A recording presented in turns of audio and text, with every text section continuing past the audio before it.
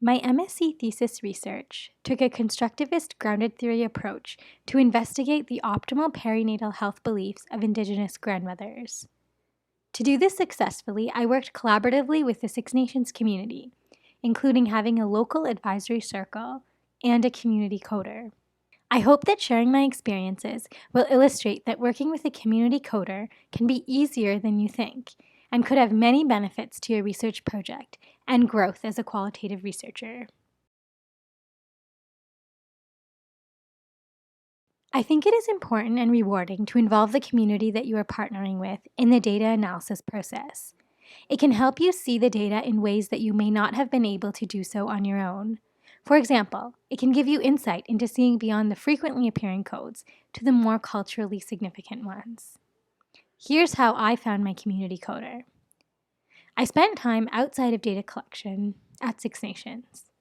This meant attending local events and conferences, such as health fairs, and connecting with local partner organizations to begin building initial connections. For example, I spent a lot of time at the Six Nations Birthing Center, which was a perfect place for me to speak to individuals who are interested in the subject of perinatal health. It gave me the opportunity to speak with Aboriginal midwives, an Aboriginal perinatal dietitian, and many other staff members invested in early child health. Being in this environment helped me not only meet my community coder, but also meet other individuals who later became study participants. This process also included taking the initiative to learn more about the cultural context of Six Nations. I spent a lot of time visiting with different people, talking to them about their perspectives, and participating in different cultural programming. For example, I was a participant in the February 2015 Canadian Roots Exchange, a 6-day program that connected me to various community leaders and organizations. It was through this program that I learned of an organization called Nations Uniting, which is an on-reserve group that creates a welcoming space for monthly grandmother's tea. I emailed the coordinator and went to visit their office. During that meeting, we chatted about my interest for working with the Six Nations community, reasons for doing research in the field of perinatal health, and my specific research project. Eventually, that one meeting led to a partnership. The coordinator offered to help me with study recruitment and became a source of support for bouncing off ideas. Although this specific partnership did not lead to the community coder that I ended up working with, it certainly could have. No matter what community you are working with, could be surgeons, ER doctors, or patients with rheumatoid arthritis, spending time in your respective context, connecting with those who have knowledge about your research question, and actively searching out opportunities to participate in relevant conferences, fairs, or community events and programs can really help you connect with potential community coders. This might seem like a lot of extra work, but it's certainly possible to do within a graduate thesis. Once you immerse yourself within the community, you will quickly meet key people who can really help you along.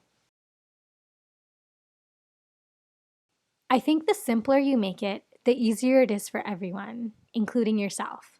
Because I had spent so much time at Six Nations, I had met my community coder very early on in my research project. When I officially asked her to fill the role as a coder, she already knew a lot about the research context. In fact, I'd been periodically filling her in on how my interviews were going and how the data analysis was progressing.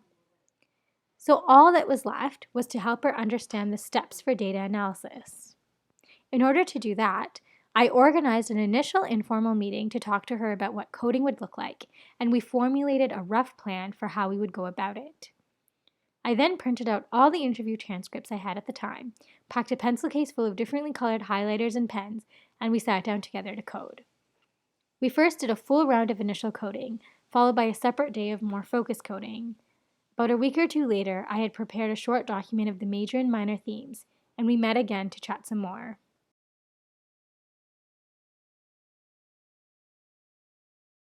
It does not take much longer than individual coding would take.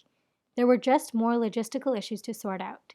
For example, we had to find a time that worked well for both of us to sit down for a few hours uninterrupted.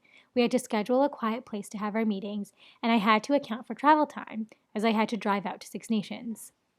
Although the process of coding and discussing the data together may require more time, It can also lead to an enriched understanding of your research, which could help make your results more relevant and translatable to the population you are working with.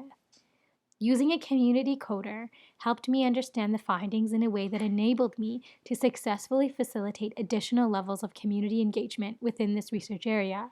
For example, I worked with a spoken word artist and filmmaker to translate the research findings into a digital story that was well received in the community.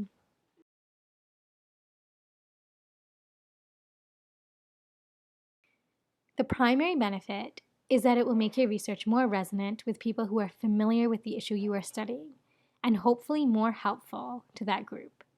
Also, it is very important, especially when you're working with a marginalized group, that you are not imposing your own interpretation in a way that loses what the participants meant to say or subverts it to something else, even if this is unintentional. Discussing with a community coder can help you check your own views in a reflexive way. In addition, it can improve rigor because it can also help you with triangulation. I hope that sharing my experiences has been helpful for you. You can read more about my methods in the International Journal of Qualitative Methods, and you can watch our digital story on YouTube.